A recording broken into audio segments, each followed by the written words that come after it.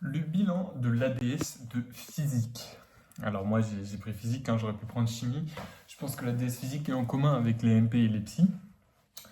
Euh, en gros, ça s'est bien passé. En fait, le concept de l'épreuve, c'est que tu arrives, on te donne une tablette avec un document scientifique. Et du coup, tu as 2 heures pour préparer, prendre conscience des documents, tout préparer, faire tes diapos à la main, et ensuite tu passes ta 40 minutes de passage devant un examinateur, euh, et tu lui fais une synthèse des documents, et ensuite il te pose des questions, vous discutez et tout, des documents, du sujet, il peut te poser pas mal de questions, toutes variées, et, euh, et bien du coup moi c'était sur, déjà j'arrive devant la salle, il y a quelqu'un que je connais, c'est un camarade de classe avec qui j'ai voyagé pour venir à Paris. Et il est là, assis devant la salle. Et donc, marrant, on passe en même temps, même horaire, dans la même salle. On prépare dans la même salle, on passe pas sur le même examinateur évidemment, mais on prépare dans la même salle et après, juste, il nous sépare et lui, il est allé dans une autre salle avec un autre examinateur. Et donc, on avait le même sujet. Donc, j'ai pu parler avec lui, savoir ce qu'il a fait, etc. Et donc, on a fait à peu près la même chose. C'était sur les éoliennes. Notamment, le sujet d'abord t'expliquait comment on mesurait l'énergie électrique produite par les éoliennes et par rapport à l'énergie qu'elle reçoit du vent, comment on optimise cette production, etc. Les différents problèmes qui peuvent arriver et surtout le sujet se penche sur les problèmes de fluctuation, sur le fait que la vitesse du vent varie énormément sur des échelles de temps très courtes et que puisque l'éolienne a une vitesse de réaction très très rapide, euh, à chaque fois que la vitesse du vent varie un tout petit peu, la production d'électricité varie grandement. Surtout parce qu'en fait, on nous explique que la puissance, elle est proportionnelle au cube de la vitesse de l'écoulement.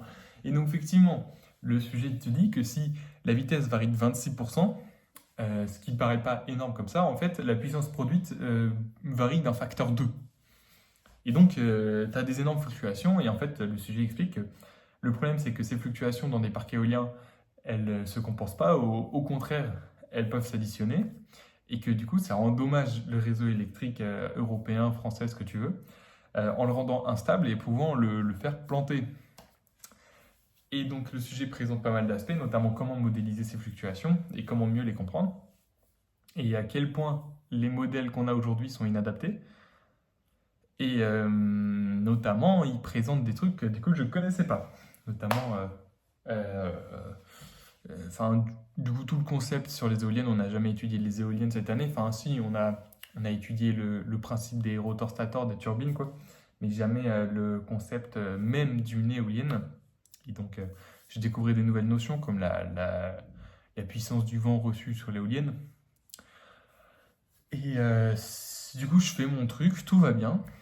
Et niveau question, première question qu'il me pose, c'est est-ce que je peux donner d'où vient l'équation qui est donnée au tout début? Au tout début, le sujet nous dit que la puissance, la densité surfacique de puissance du vent, elle vaut un demi de la masse volumique du fluide qui compose le vent fois la vitesse de l'écoulement au cube. Ok, donc moi je pense à ça, je vois ça, je me dis il y a de la masse volumique, de la puissance sur une vitesse.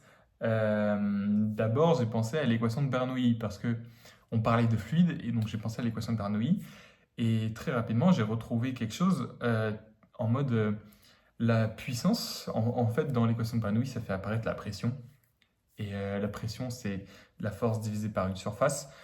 Donc, puisque la puissance c'est la vitesse fois une force, on retrouve bien, grâce à l'équation de Bernoulli, que la puissance divisée par une surface c'est quelque chose de la forme 1 demi de rho v cube. Et donc ça marchait bien, mais il était pas, il m'a dit, il y a plus simple. Et donc moi, je me suis questionné, je me suis dit peut-être qu'on peut repasser par équation de l'air, tout ça. Il m'a dit que c'était possible, mais il m'a demandé de faire une analogie avec le, l'électromagnétisme. Ok, et donc il me dit, et donc je lui exprime d'abord la densité électromagnétique d'énergie la densité volumique d'énergie électromagnétique pour un champ électromagnétique quelconque, avec la densité volumique de courant et le champ électrique. Et il me dit, oui, mais si on est dans le vide, du coup, on ne peut pas définir J. Et je lui dis, effectivement. Et donc, je lui présente l'énergie rayonnée électromagnétique à partir du vecteur de Poynting. Ça a l'air de plus le satisfaire. Et j'exprime tout ça et je retrouve quelque chose en fonction d'une densité volumique d'énergie. Je trouve que l'énergie rayonnée sur la surface, je crois que c'est 2 fois c, la célérité de la lumière dans le vide, fois la densité volumique d'énergie électrique. Et donc, il a l'air satisfait par ça. Et ensuite, il me pose des questions sur les liens thermodynamiques. Si on parle de gaz monoatomique, gaz parfait monoatomique, quelle relation je peux faire entre la pression, la puissance, la vitesse et la masse volumique? Ok, plus compliqué. Donc d'abord j'écris mon équation d'état juste pour présenter. Ça me permet de trouver très facilement la masse volumique. Et ensuite je lui parle de l'équation de l'air pour relier masse volumique, vitesse et pression. Mais il n'a toujours pas l'air satisfait. Et là il me demande quelles sont les énergies dans un gaz monoatomique. Et donc je lui dis qu'il n'y a que l'énergie cinétique. Parce que si on considère un gaz monoatomique, on ne parle pas du mouvement de rotation ni rien à l'intérieur du gaz. On considère uniquement le mouvement cinétique global. Et il a l'air très satisfait et il me dit, est-ce que tu peux parler en loi physique statistique? Et donc je lui dis que du coup, l'énergie, elle est de la forme 1,5 de kBT, avec Kb, la constante de Boltzmann. Et donc c'est de la physique statistique. D'ailleurs, tout document parlait beaucoup de la physique statistique. C'est quelque chose qu'on n'étudie pas vraiment, mais on l'a étudié en première année, notamment en thermodynamie. Et donc là, c'est comme ça que je lui ai parlé de ça. Il avait l'air plutôt satisfait de ma réponse. Et voilà, sinon, il avait l'air content de ce que j'ai fait. Mes documents étaient jolis, mes diapos étaient jolis. J'étais très content de mes diapos. Surtout qu'en fait, comme il n'y avait pas beaucoup de choses dans le document, il y avait beaucoup de graphiques, mais c'était des graphiques que je ne pouvais pas reproduire parce il y avait énormément de bruit en fait sur le graphique, notamment pour les fluctuations. Vous pouvez peut-être vous en douter, mais il y a beaucoup de bruit en fait dans les fluctuations de la vitesse du vent. Et donc même si tu as une courbe globale que tu peux lisser, tu peux pas représenter tout le bruit, ce serait pas représentatif du document. Et donc j'ai représenté ce que je pouvais représenter sur mes diapositives. Et en fait, comme il n'y avait pas tant de choses que ça, je pouvais faire pas mal de dessins. J'avais le temps pour faire pas mal de dessins et pour représenter ce qui était dit dans le texte. Il y a beaucoup de choses qui étaient écrites dans le texte. Et donc, à travers mes dessins et mes schémas, je les représentais pour qu'on comprenne mieux. Et du coup, ça me permettait d'expliquer les notions beaucoup plus simplement.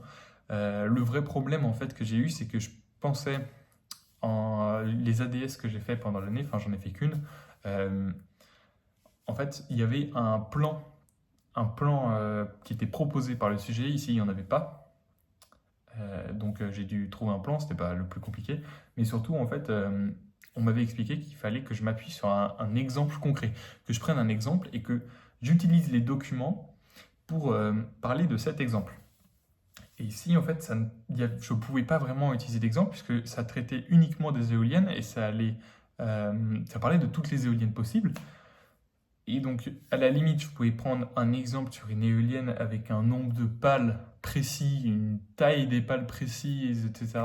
Ça aurait servi à rien. Du coup, j'ai juste parlé des éoliennes, concrètement, des éoliennes en général. Et j'ai pas parlé d'un exemple concret. Donc, je ne sais pas si ça va jouer dans la notation. Je ne pense pas que ça se jouera là-dessus. Mais voilà.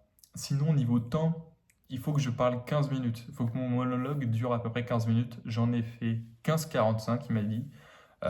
Ça va, je suis dans les temps. Je pense pas que je vais perdre des points là-dessus.